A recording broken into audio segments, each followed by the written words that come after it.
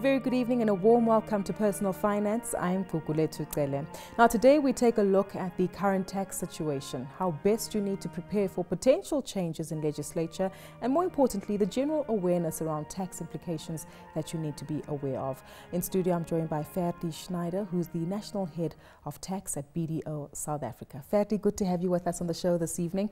Maybe before we actually get into some of the nitty-gritties around what's happening with the Davis Tax Commission, but your overview of the tax situation in South Africa. I know that we have a very small pool of taxpayers, but are we seeing efficient payment of tax and government also managing to maintain its government revenues overall? Google, basically we've got two types of taxes in South Africa, indirect and direct tax. And direct tax, as you would know, is a progressive type of tax system, whereas indirect tax is regressive. And that's always been a political hot potato to increase indirect taxes because of its regressive nature or higher impact. Let's clarify that for a moment for people who are unsure. The indirect tax alludes to your VAT, which is more of a tax, and fuel levies, right, which might be paid in that manner. That's right. And the main contributor there is, of course, the VAT system. Now, we currently have a VAT rate of 14%. But studies have recently shown that it's actually not that regressively impacting on the poor, whereas the income tax is definitely, especially the personal income tax, is a very progressive tax, which affects the high net worth individuals. And the trick for government is actually to get that balance.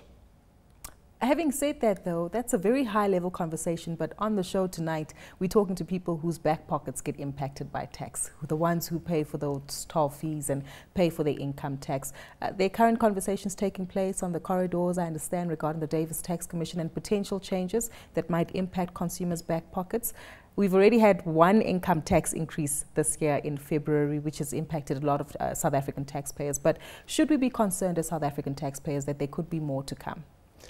I think the earliest that we can actually expect increases in tax would be in Feb with the announcement by the Minister of Finance. And they've got a few choices there actually open to them. They can either again increase personal income tax. At the moment, as you know, it was increased from 40 to 41%.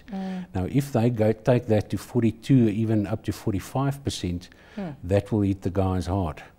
The good thing about that, if I may come up for that, is it won't hit the poorest of the poor hard, because the tax system on the personal income tax side goes more progressive as they make these changes, so the wealthy actually gets hit harder. They've got a potential to increase the VAT rate as well, between 2 and 3%. I think there's scope probably for that, but again, that's an economic debate. And I don't know whether they've got the guts to actually do that. It's a tough one to call because it impacts on all South Africans, and maybe the review again for was zero-rated VAT products, I understand. That's it. But like you say, political hot potato, that might be we should avoid for now. But let's take it estate duty. I understand that there are also proposals there which could see an increase in estate duty, which again impacts on those who have the means and abilities to actually get their estate in order before. That's right. Just again on estate duty, it impacts the higher net worth individuals or wealthy individuals as well. Well, especially when they die. But if you look at that, what Davis actually proposes is not necessarily to increase the estate duty rate. They actually said that they'll keep it at 20%, but they'll look at the interspousal exemptions, where previously, purportedly, the Tax Commission looked at that and pragmatically came to the conclusion to keep the interspousal exemptions, where Davis now suggests that the primary rebate goes up from 3.5 to 6 million, and an interspousal cap of another 6 million come into being, which then brings that primary and the interspousal cap at 12 million. So that will definitely impact the guys. Then there's two other changes on estate duty, directly and indirectly, that will also influence or impact the individuals as well. And that's the retirement funding that's been applied to actually lower the tax payable, where the estate actually never paid tax on that. The other one, or let me just stand on the first one first, is that what Davis is now recommending on that one specifically is that the contributions in your life to those funds actually be taxed in the estate. So that counters that almost potential loophole that previously existed. The other one, of course, is trusts. Yes. Where trust is, it's at least for the last few years, been quite a nightmare for SARS and Treasury, where they're proposing that it seems like they don't really like trusts anymore, and that they're proposing that trusts, if you still use a trust for estate and other planning, that you can use that, but the moment you sell the assets, it actually becomes subject to a higher rate than it would have been in the trust. Doesn't that almost defeat the purpose? Because for a long time, people have used trusts to, like you say, kind of minimize the tax exposure that they have in protection of those assets. It sort of defeats to some extent the objective, but then we move into the difference between avoidance and evasion. Yeah. And the wealthier normally have the means to evade or to avoid. And a trust was always an excellent instrument to actually achieve that.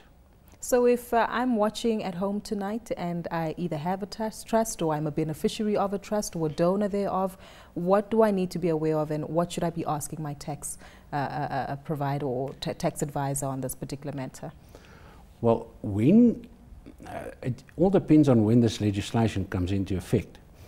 If you currently invested in a trust, you can be sure that you'll be taxed higher the moment you dispose of your assets in the trust. But that will only kick in when the legislation becomes effective. So that's probably the only way to get out of that, is to actually do something before that legislation kicks in. And for those as well who are currently planning for their estate, because the unfortunate thing here is that you can't tell when you're going to die, unlike, versus the tax or rather the legislation that we alluded to. But should they be making any particular changes then? I would personally not necessarily go for a trust going forward, because of all the focus on trust at the moment. So from an estate duty planning perspective, I think trust will probably die. Oh my goodness. But let's certainly hope that we'll continue to see open communication with regard to the Treasury and how they feel about that, as well as SARS and the impact overall on those impacted by trusts. But what about the relationship between SARS and tax practitioners and then the tax ombud? Having spoken to the tax ombud on the show previously, they do mention that you need to resolve your problem with SARS or try to resolve it, and only then can you take your issue to the tax ombud. But is that another area that consumers need to be aware of, just balancing that relationship between SARS and their tax advisor? Yeah, that's always been an interesting dilemma, because what you would find in practice to resolve an administrative type of issue is often actually very difficult with SARS. Policy-wise, I think they work well together with Treasury. I think the Ombudsman is a welcome addition to the whole tax system as a whole, but we'll have to see or wait and see rather to see whether that actually works. But I don't think as a rule, relationships between SARS and the taxpayer is that bad. Exactly. Well, you are quite right, because we have tried to see more open communication from them, and we'll continue to monitor how taxpayers come up and perform this particular tax season. But if we take it back to the tax amnesty potential and for consumers to be more open, because there are a lot of people out there who have a shortfall when it comes to their payments on SARS. I think this is obviously the opportune time where you tell them that be open with SARS and come forward, instead of avoiding or evading tax for the rest of your life, which could lead to significant penalties. Exactly. If the Tax Administration Act actually now contains all the penalties of all the taxes. So there's specific sections with tables that vary from 0 to 200%.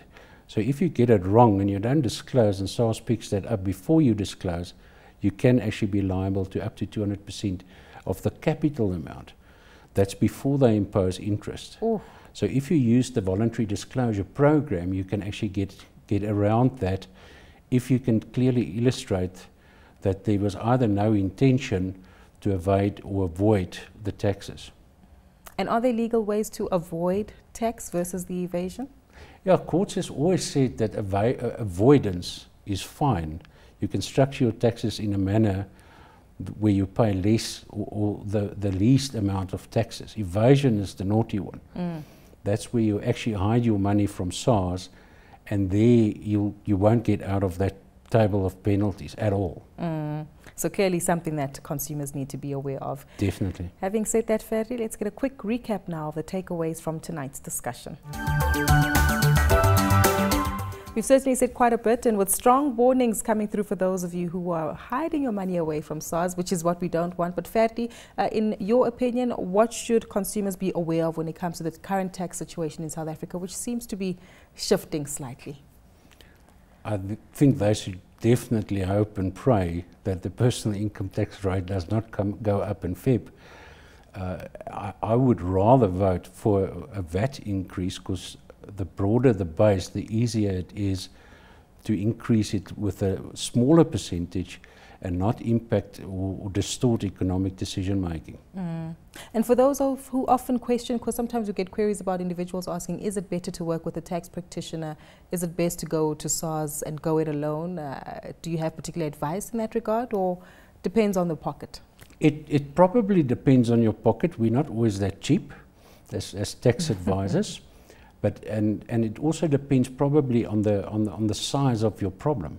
The smaller the size, the easier is to actually deal with it yourself. But the big type of issues, I'd rather use a tax practitioner. You're in safer hands, and there's recourse effectively, and SARS deals with somebody who know what they're talking about, and that's always easier to talk the language that a SARS official can understand, and that's tax. Exactly. Tax is a very difficult language. And having said that, coming back to the issue around estates and trusts, which we touched on earlier, I take it there, don't panic, but speak to a professional with regard to the way going forward, like you said. Definitely. No, I think that's without doubt. You definitely need to speak to a professional. Exactly. Ferdie, thank you so much for your time. That's where we do leave it for Personal Finance this evening. A big thank you once more to Ferdie Schneider, who is the National Head of Tax at BDO South Africa, for joining us this evening. Remember that we want to hear from you, so tell us about how you find in the current tax season. If you're nervous about any of the major tax changes that could potentially come our way, you can tweet any of your comments to @CNBC Africa using the hashtag Finance410, or to myself @Gugulethu on Twitter. Until next time, have a good evening.